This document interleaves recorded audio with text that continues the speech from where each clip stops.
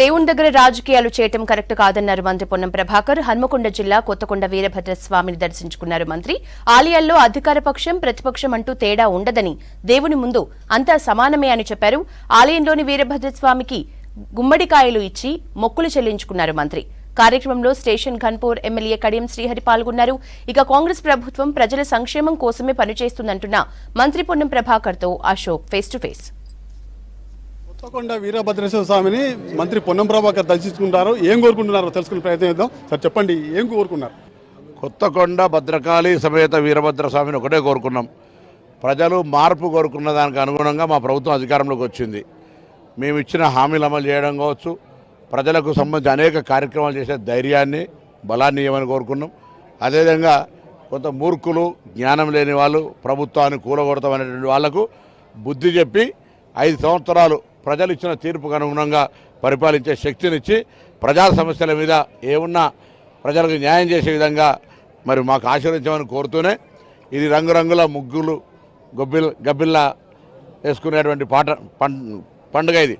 ఈ సందర్భంగా పాడి పంటలు, సమృద్ధి వర్షాలు, రైతాంగం సుఖ సంతోషాలతో ప్రజలంతా కూడా ఉండాలని ఆ భగవంతుని ప్రార్థించుకున్నా. తప్పకుండా ఇంతకుముందు ఎప్పుడు ఏం కోరుకున్నా తెలంగాణ రావాలని కోరుకున్నాం, మమ్మల్ని గెలిపివ్వాలని కోరుకున్నాం.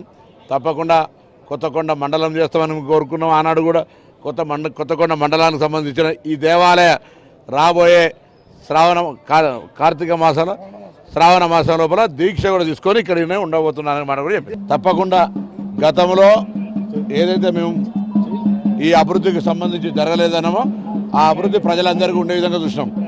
తప్పకుండా భవిష్యత్తులో ఇంకా మరింతగా ఈ దేవాలయ అభివృద్ధి జరిగే విధంగా మా బాధ్యత తీసుకుంటాం. యాక్చువల్గా త్వరలో దేవాదాయ శాఖ మంత్రిని కూడా తీసుకొచ్చి మంత్రిగా ఎమ్మెల్యేగా ఘన్పూర్ ఎమ్మెల్యేగా కడియం శ్రీహరిని ఇద్దరు కలిసి దర్శనం చేసుకున్నారు. ఎట్లా ఫీల్ అవుతారు? దేవాలయంలో రాజకీయం లేదు.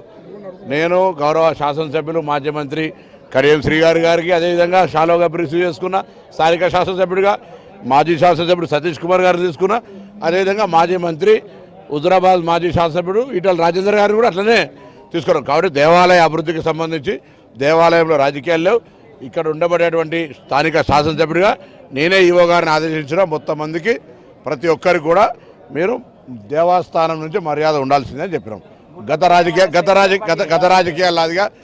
రాజకీయాల మాదిరిగా ప్రతిపక్షానికి ఆహ్వానం లేకుండా అవమానపరిచే విధంగా వ్యవహారం చేయదు మా ప్రభుత్వం.